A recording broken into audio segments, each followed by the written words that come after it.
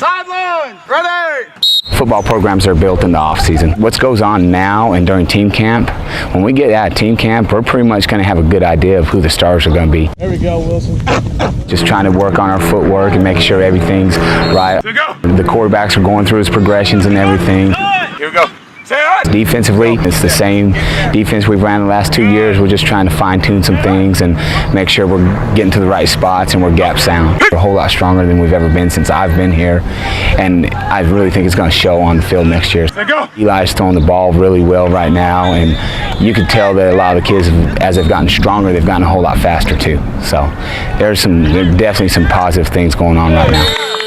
Get those feet up. Once you start spring ball, football has started, and it just continues on throughout the summer. And you might get a week here, you might get a week around July 4th, and you might get a week in August off, but it just all rolls one thing right into the other thing. And so when you come through in August, you're ready to go. 2 receivers out there. Just do your job and finish. That's it.